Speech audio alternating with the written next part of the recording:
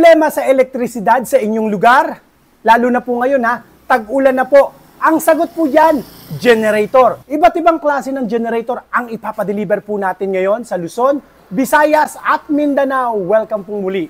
Dito po sa ating pong vlog, Diskarte Pinoy TV. Mga kadiskarte, samahan niyo po ako at tingnan po natin ang iba't ibang klase ng generator na available ngayon sa merkado. Partikular, ang mga order po sa atin sa araw na ito. Magandang araw po, Boss Rason Antonio. Ang order niya sa atin ay 2,000 watts na inverter generator. Alam niyo, itong Allen inverter generator, kaya po niya ang isang 1 horsepower na aircon, basta inverter, isang ref, isang ventilador, TV, internet at laptops. Kayang-kaya po yan ng Allen inverter na generator. At ang kagandaan nito napakatipid po nito sa gasolina.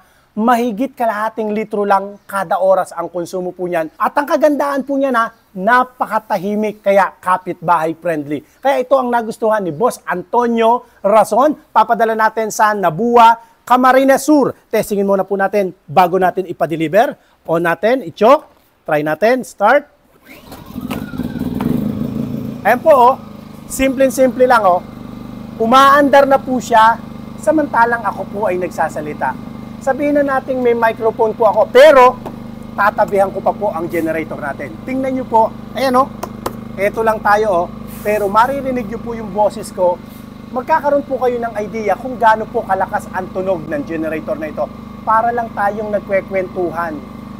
Ganun lang po kalakas ang tunog niya. Kaya hindi magagalit ang kapitbahay kung sakaling kayo po ay sa subdivision nakatira o magkakadikit po ang bahay. Ayan.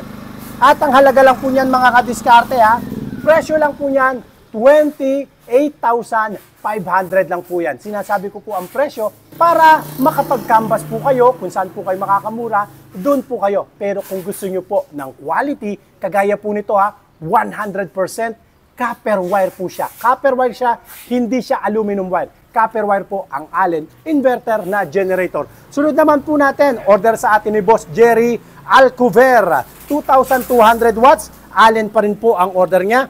Try nating i-start. Okay. Ayan po. Mas malakas lang po siya ng konti at mas mahal lang din siya ng konti. 30,000 lang po siya. 2,200 watts po siya. Okay? Salamat po, bossing. Sa lahat po ng mga interesado, ang ating cellphone number naka-flash po dyan sa inyong screen. Pakishare nyo na nga pala yung video po natin sa mga kakilala o mga kamag-anak po ninyo na sa tingin nyo po nangangailangan po ng generator sa kanilang lugar. Boss Tala Casio Peia ng Ligaw City sa Albay. Order niya sa atin, medyo mas malaki naman po. Ito, 5,500 watts na Allen inverter generator. Ayan po siya. Try natin. Ang kagandahan po nito push button starter. Pwede rin po siyang hilahan o recoil starter. Pero dito na natin start. Try natin. I-start po siya. Dito po, makikita nyo sa screen kung ilang volts siya, ilang watts po ang available. Ayan, 60 Hz. At kung gaano na karami ang konsumong nakukonsumo po natin. Pati yung oras, yung running hour po natin, kaya hindi po kayo mahirapan lalo na sa change oil. Okay? Salamat po mga bossing. At ang presyo lang po niyan mga kadiskarte, 55,000 lang po yan.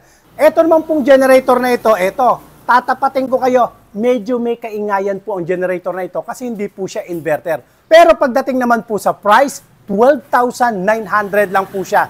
Testingin po natin, Ma'am Jane Raagur ng Davao del Norte. Ito po yung order ninyo. Recoil starter na po siya o dihila. Try natin, start natin. Ayan po siya. So magsasalita po ako sa inyo ngayon, maaari hindi nyo po ako mabinig. Kasi maingay po siya. Patay na natin. Ang presyo lang po yan mga kadiskarte, 12,900. Kahit i-canvas nyo muna po same brand, same model. Kung ang presyohan po nila niyan ay nasa 18,000, 19,000, sa Diskarte Pinoy TV, 12,900 lang po yan. Maraming salamat po, Ma'am Jane, sa inyo pong pagtitiwala sa Diskarte Pinoy TV. Ayan, mga kadiskarte, hindi uso rito ang PM send or check your inbox. Gusto ko po maging transparent po sa inyo. Pakishare nyo naman po ang ating video sa mga kakilala o mga kamag-anak po ninyo. Ingatan nawa po kayong palagi ng Panginoon. God bless po.